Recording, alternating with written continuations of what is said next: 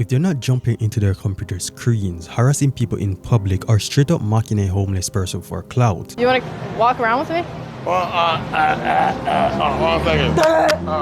Streamers nowadays have become some of the most violent yet unhinged entertainers of our generation, and yet somehow their audience can't get enough. But what happens when a streamer takes things a little bit too far, to the point of literally having people stomp and beat on him on the streets? This is Johnny Somali, one of the most annoying yet unhinged streamers on the internet, and I can say this because he's notorious for his lack of respect and love for stirring up controversy everywhere he goes. But there's a reason why. But before I start, if you could just hit that subscribe button and like, it would really help push my content even further. You see, at just 24 years old, Johnny managed to carve out a name for himself, but for all the wrong reasons. Like every beginner streamer, Johnny's videos weren't always like this. In fact, in the beginning, starting off, Johnny would upload videos of himself traveling to various countries, interacting with locals, a common trend for travel vloggers. But there was just one problem. His videos were mediocre and they weren't getting the amount of views he were hoping for. And so he did what any desperate content creator would do. Instead of improving the quality of his videos to gain more traction,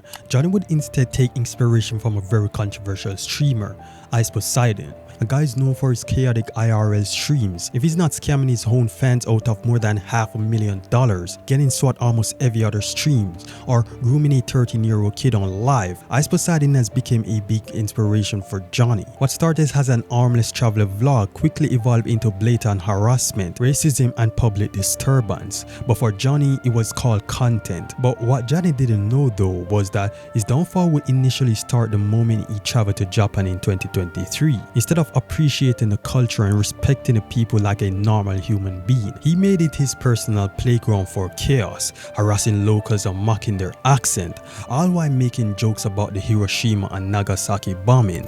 You know Hiroshima? You know Hiroshima? Nagasaki? You know why you do this? Pearl Harbor? Hiroshima, Nagasaki! As if that wasn't enough, he took things a step further by yelling threats about nuclear attacks if they didn't behave. Because you niggas don't know how to behave. Wallahi billahi wa tallahi. I swear to God. You do again, we're gonna do again. You understand? You understand, Hiroshima? You understand our power. Johnny thinking it was a harmless joke instead fueled online rage, with many calling him out for his very disrespectful behavior. Some even went as far as sending death threats to him, with comments like, "We can't ignore this anymore. We need to establish a spy network in order to silence people like him. He needs to be checked into a hospital with 10 to 12 broken bones." But it didn't end there. One guy in particular who saw the video decided to take matters into his own hands just hours after Johnny ended the first stream. As the local on a motorcycle tried to follow him, he shouted at him to repeat the words he spoke so boldly on the train. I don't say nothing. You want to talk? No. No, I don't want to nothing. Yeah, nothing. We good. But instead, this just forced Johnny to run away until he couldn't. This eventually led to Johnny apologizing for the fact that he was just paid to harass people on the train. I don't say nothing. Donation. Somebody make a donation. I say it's a joke. It's not serious. No joke. Okay, can I say sorry? Nigga, I'm not. It's a joke. But after that night, you think he learned from his first encounter. But days later, Johnny repeated his antics once again, this time blasting some very disturbing music at the Tokyo Disneyland park into the ears of locals he passed by. And as you can clearly see, they weren't too happy. A few streams later, Johnny had an unexpected run-in with a few high schoolers who were initially happy to see a streamer in person. However, the moment he encouraged them to check out his content, their interest in him quickly faded. Johnny Somali. Yeah, don't go to Google, just go to YouTube, because don't search nothing. It's not good, guys. They're looking at me crazy now. Yeah? No, Johnny Somali? Oh, this is crazy, man. This is crazy. The entire group fell silent and visible uneasy. It was as if they suddenly understand the kind of reputation he carried, and none of them wanted to even speak with him. As Johnny started to gain more attention, he came to the harsh realization hate sell as much as support, and so instead of shying away from controversy, he fully leaned into it, capitalizing on the notoriety he was building. His harassment of Japanese locals only escalated, as in another stream he repeatedly referred to them as NCPs, a word used to describe someone as not being a real human being. I'm with the NPCs out here. I'm with the NPCs out here. Really with the NPCs. However, his reckless antics eventually caught up to him. For the first time ever, Johnny found himself arrested after trespassing into a construction site with his cameraman. And it was so crazy that even his cameraman, who had witnessed countless stunts, seemed uneasy about how far Johnny was willing to go to disturb the lives of others. Oh, he's going into the warehouse? Nah, this is wild. I'm just a cameraman right here. I'm just a cameraman. I don't know what the f is going on right now. I am sorry. Oh, he's going in the warehouse, dog. Oh my God, Chad, what the f did I get myself into? In a particular disturbing scene, you could hear Johnny yelling the word Fukushima at the construction workers who were simply trying to do their jobs. Hey, oh, Fukushima, Fukushima. Whoa! No. Fukushima. Hey, Fukushima, Fukushima. Pressing. Hey, Fukushima, Fukushima. Now, if you didn't know, the word Fukushima is a deeply insensitive remark referring to one of Japan's most devastating disasters, which destroyed the lives of many in the surrounding area. Now, Johnny's reputation for being a menace in Japan wasn't just limited to harassing random people. He would also make other streamers deeply uncomfortable, one of the most notable incidents being his interaction with a fellow streamer known as Miyaku. You see, when Johnny spotted her streaming, rather than engaging in a friendly way, Johnny immediately resorted to hostility. He boasted about the fact that he was the most famous person in Japan, a short conversation that eventually led him to mocking her platform of choice. As Miyako tried to disengage and walk away, he continued to shout at her. Yeah, I'm that dude. I'm the most famous nigga in Japan. I'm the most famous nigga in Japan. On Twitch, but don't do that. I'm on Kick. Kick, we don't like Twitch streamers on Kick. Okay, then we are not talking. And then turn around. Yeah, bye-bye. Bye-bye. Get banned, bitch. Get banned, bitch. Get banned.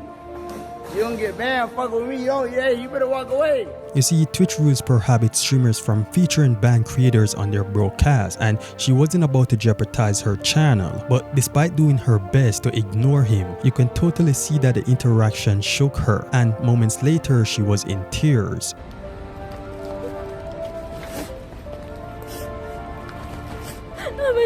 I'm so sorry, guys. Today, I really wanted to have a really great stream.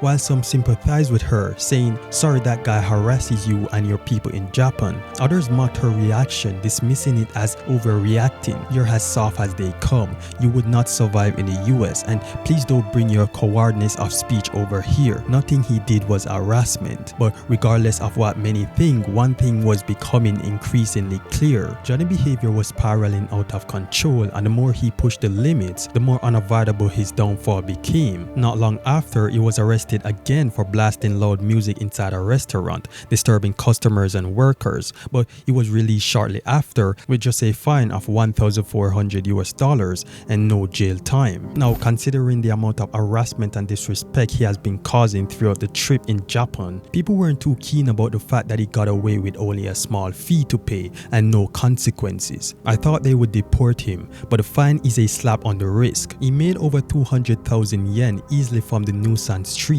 What a pathetic amount. He was warned multiple times. He need more than a fine. But of course, Johnny Somali wouldn't stop there, especially after seeing how much his antics in Japan boosted his popularity. After Japan, he took his act on the road, hopping from country to country, looking for new people to antagonize. In early 2024, he landed in Israel and wasted no time pissing off both Arabs and Jewish communities alike. One of his most outrageous stunts involved filming himself sticking pictures of convicted sex offenders, along with a very controversial streamer, Aiden Ross, onto the Western Wall, all while making bizarre statements about them being his top Jews. Come.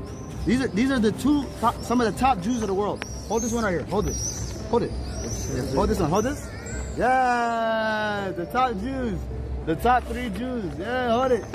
Say we miss the top 3 Jews of the world. The top 3 Jews. We making prayers for all 3 of y'all. As if that wasn't enough, he even went further by openly claiming to identify as a sex offender. That's a compliment.